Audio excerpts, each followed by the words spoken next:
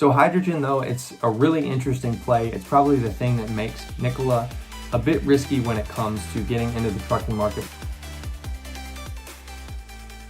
What is going on, guys? Welcome back to the channel. Today we are talking more about Nikola, but rather than just specifically focusing on Nikola, we're going to be comparing it to Tesla and why I think there is, in particular, a lot of value in Nikola at its current value still, even after a demonstrous day yesterday where they absolutely tore it up like 25%. For this breakdown, we're going to be looking at three comparisons between the companies. We're going to be looking at the products they're offering, as well as kind of their target consumer base.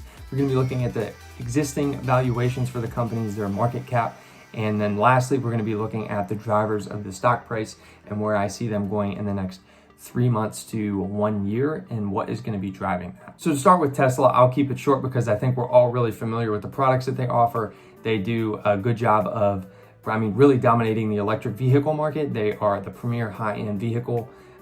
They also dabble in solar panels as well as the Tesla Cybertruck. So they're trying to crack the code, if you will, for the trucking industry. And then lastly, they have introduced the Tesla Semi, and there hasn't been much noise on that lately.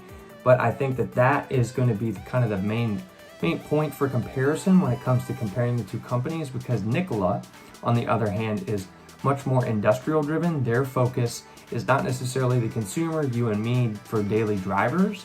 It is going to be the trucking industry and going after the dominant diesel manufacturers for long-range trucking. So in order to compare the two companies, we really have to compare the trucking industry component, if you will. Obviously Tesla is going to dominate the consumer market when it comes to daily drivers. So if we're looking at kind of like value or where the biggest market potential is, it's definitely the green trucking industry, because consumer vehicles have definitely begun to transition to either hybrid or fully electric. But how many hybrid trucks, how many totally electric semis, how many hydrogen semis do you see driving down the road? That answer is zero. There's absolutely nothing. As we look at these two companies and how they plan to get into the long-range trucking industry, we have to understand that Nikola is obviously a startup and they have not produced anything as far as finalized any sales with any companies, although they do have several pre-orders with companies such as Anheuser-Busch for as many as 800 trucks, which in basically pre-market sales is right around $10 billion. So that is sitting close to their market cap right now of about 13.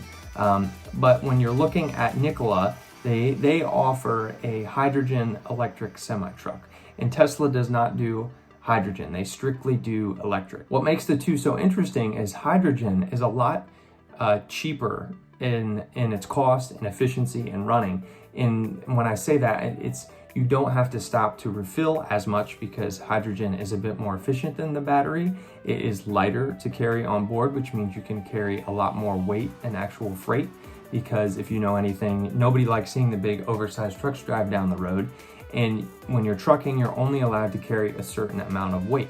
So a large battery is going to take up maybe half of your total trucking capacity, whereas a hydrogen cell is only going to take up maybe 25% of that. So right there, you're saving money using hydrogen. The next thing to know is, if you're thinking about it, if you're traveling a long distance and you need to refuel, right now a diesel truck can just pull up to the gas station, they can fill up and they can be back on their way in 10 to 15 minutes after grabbing a bite to eat.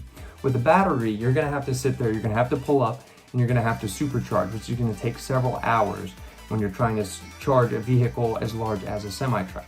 With hydrogen, the refueling time is about the same as diesel. So you can pull up to a hydrogen station, fill up, and then be on your way in 10 to 15 minutes. And you're probably sitting there, okay, well, there's no hydrogen stations around. And that's part of Nikola's plan to monetize this entire thing, is they're going to be building hydrogen plants in strategic locations at first around the United States. And these plants are going to be close to consumers like Anheuser-Busch, that they have contracted a large amount of trucks where these trucks are running established routes every day, so that they know that they're going to get good use out of their hydrogen plants and essentially be a proof of concept, if you will, for the entire market. So hydrogen, though, it's a really interesting play. It's probably the thing that makes Nikola a bit risky when it comes to getting into the trucking market, because the infrastructure for hydrogen is not there yet. Now, if Nikola is able to deliver and build that infrastructure, they would absolutely dominate. And I think 10 billion is absolutely going to be nothing when it comes to sales if they're able to deliver on that infrastructure. And lastly, when it comes to the product side, if we're just using strictly comparisons, I do want to quickly mention the difference between the Cybertruck and the Badger. I'm going to put those on screen now. You take a look for yourself. Tell me what you like more. The Badger right now is going to be offered between $60,000 and $80,000. It's going to be a battery powered, or you can get the hydrogen fuel cell option as well, which is going to give you a 600-mile range. I'm not sure the range on the Tesla Cybertruck. I do know it is a lot cheaper, starting around $35,000. So hopefully the Badger, the price can come down a bit, because personally I think the Badger is a lot sexier vehicle. And I think if I had to pick between the two, I would go with the Badger. But at the price point, you know, it's interesting. It's definitely going to be a bit more of a sell on the consumer.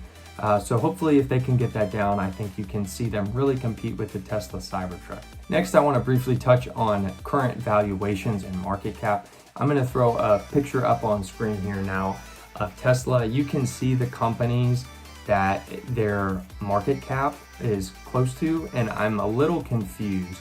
And I've always been confused by Tesla, why this company and why its current share price is what it is.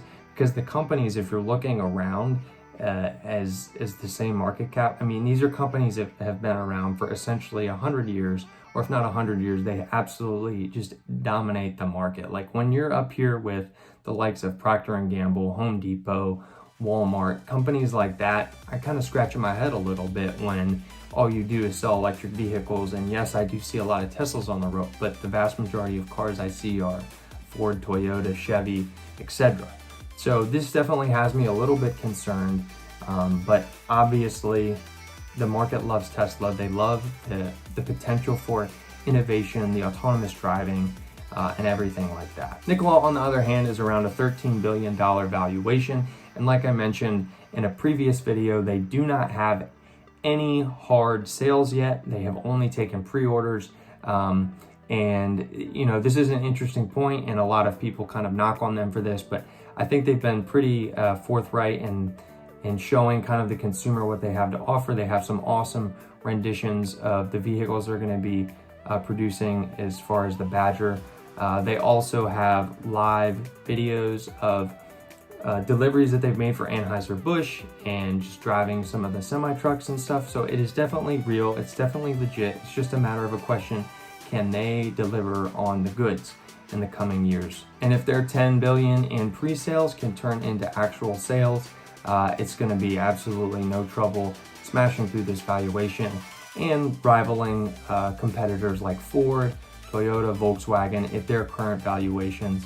And then who knows? I mean, people are crazy enough to value Tesla at $200+ billion. I don't think if you see another electric car maker do the same thing, or electric vehicle maker do the same thing, it'd be hard to think that they couldn't get up there and challenge Tesla as well. Lastly, the drivers of the stock price. So Tesla first, I think it's pretty much kind of capped at where it is now, although an interesting point is they're going to be trying to get into the S&P 500. They are not right now, which is kind of mind-blowing just because of how popular they are. You'd think that they would be in there, but they're not in the S&P 500 now.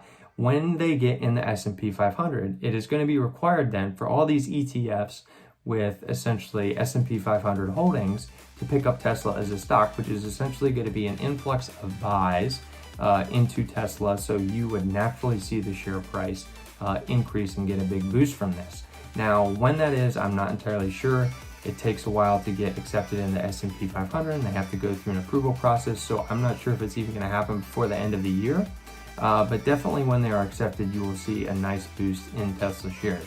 On the flip side, Nikola, basically once they deliver and show the consumer in person the product, pretty much the Nikola Badger and Nikola World, December 3rd through the 5th, I think you're going to see a nice boost from the stock. You'll also have earnings coming up this week, and I think if they can report essentially on pace with investor expectations as far as not taking on too much debt, because they are in essentially the building and startup phase where they're building their plant in Arizona. As long as they don't blow through their cash too fast or anything like that, I think investors are going to react positive. You do have two analysts that currently have a buy rating with a target price of, I believe, $45 and then $79, which is well above the current price. So I do think that there is an upward trend in place for Nikola. So guys, I was just trying to give you the facts and be as non-biased as possible. I love both companies. If you gave me a Tesla, I would be crazy. And if you gave me a Nikola Badger, I would be ecstatic. I think both companies are awesome.